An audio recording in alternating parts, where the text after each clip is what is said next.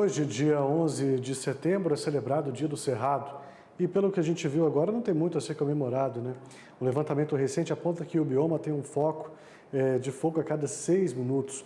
Nós vamos repercutir esse assunto com a co-líder da Força Tarefa de Finanças Verdes da Coalizão Brasil Clima, a Priscila Zeraich. Priscila, seja bem-vinda, boa tarde para você, satisfação recebê-la aqui no AgroMais 17 horas. Boa tarde, Tiago. É um prazer estar aqui, falar sobre esse dia tão importante, o Dia do Cerrado, que é a maior savana tropical do mundo, que infelizmente está passando, né, por uma situação delicada, com muitos incêndios e também desmatamento, né? Então, é muito importante que a gente consiga, né, monitorar essa situação e agir de forma mais eficaz. O Cerrado, ele teve 54 mil focos de incêndio este ano, que é praticamente o dobro do visto em 2023, quando houve cerca de 27 mil ocorrências. E, embora o bioma tenha uma vegetação, né, que evoluiu para lidar com as queimadas, o regime natural do fogo ele foi modificado. Os números mostram que a frequência, a intensidade e a intenção e a extensão dos incêndios eles estão muito maiores nesse ano, né? Agravados pela seca prolongada, por temperaturas extremas que estão dificultando o controle da situação. Ô Priscila, agora tem algumas questões que a gente precisa de ponderar também relacionado à proteção do bioma e principalmente quando a gente fala desse número de desmatamento que acaba sendo grande demais. Quando a gente vê os dados que saem, se coloca só o desmatamento e separa aquele que é legal do desmatamento ilegal. E quando isso acontece, a culpa sempre recai em cima dos produtores rurais que buscam alternativas sempre de estar ou controlando a forma de estar aumentando as suas áreas de plantação ou até mesmo recuperando isso, porque é, por lei, um dever de todos eles. Como é que a gente consegue desvincular essa imagem do agro dessas pessoas que fazem aí o desmatamento ilegal no nosso cerrado, hein? Então, o cerrado, ele já perdeu mais da metade da vegetação nativa e ele continua sofrendo com desmatamento. Mais da metade da área que foi desmatada no ano passado, no ano de 2023, no país está no cerrado, tá? E 8 dos 10 municípios mais desmatados estão no cerrado. Principalmente o desmatamento avança na região do Mato Piba, que é Maranhão, Tocantins, Piauí e Bahia, né? A área desmatada no último ano equivale a 4 cidades de São Paulo. Então, realmente, é um bioma que vem sofrendo uma perda importante de vegetação. E acontece que é um bioma em que apenas 20% da vegetação nativa está protegida pelo Código Florestal. Então, grande parte desse desmatamento, ele é de fato legal. No entanto, o que a gente observa é que o desmatamento, seja ele legal ou ilegal, ele tem gerado não apenas danos ao meio ambiente e perda de biodiversidade, mas também consequências importantes para o próprio setor agropecuário. O setor agropecuário é um setor que ele depende da manutenção dos padrões de chuva e dos recursos hídricos do Cerrado. O Cerrado ele é considerado a caixa d'água do Brasil. Ele está situado sobre o maior aquífero de água doce e fornece água para importantes afluentes das maiores bacias hidrográficas do continente. Então, a remoção de vegetação nativa no bioma do Cerrado, ela interfere no regime hídrico, não apenas do Cerrado, mas também para além do Cerrado, para outros territórios. E a desestabilização desses fluxos hídricos, ele impacta a própria produtividade da agricultura e da agropecuária. É muito importante um outro ponto relacionado à agropecuária, que diz respeito às pastagens degradadas.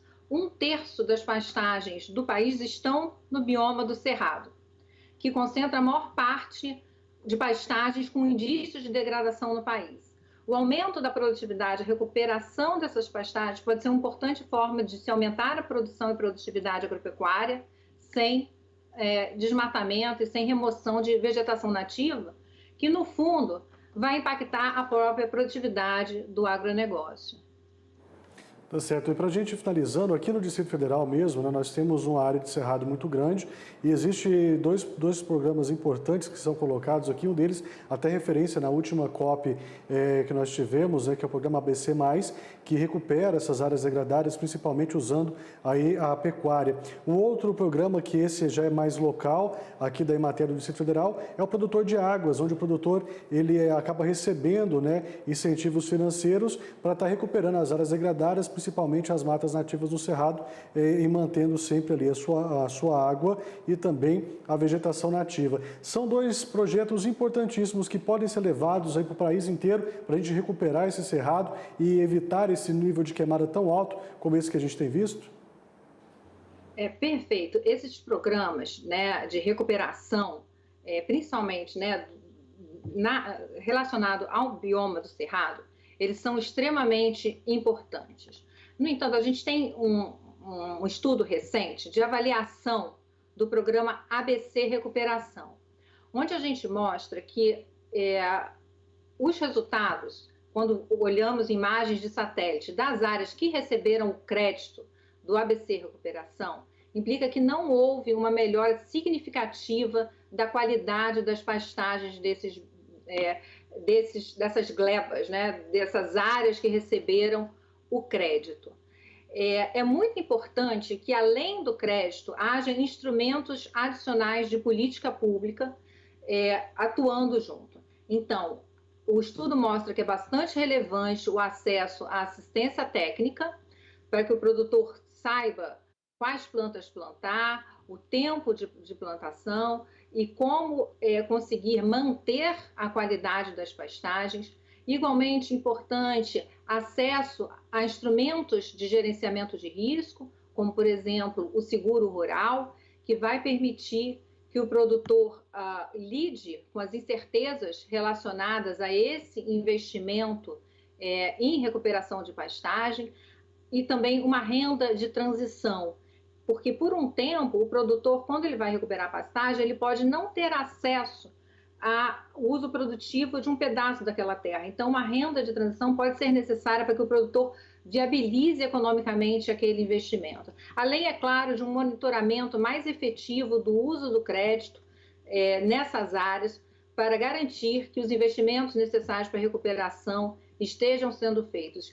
E há estudos, inclusive aqui do CPI, né, da PUC do Rio, mostrando que é possível mais do que dobrar a produção de alimentos no Brasil sem mais desmatamento, apenas aumentando a produtividade das áreas já abertas. Então, a política pública ela precisa ser eficiente, ela precisa ser eficaz e garantir que haja recuperação de áreas e garantir apoio para que o produtor rural faça uma agricultura moderna, intensiva, de baixo carbono e sustentável, de forma que possa lidar com todas as questões que estão aparecendo relacionadas a secas, incêndios, desmatamentos, temperaturas extremas. Enfim, estamos cada vez mais vendo os impactos das mudanças climáticas e, portanto, é extremamente necessário que haja uma adaptação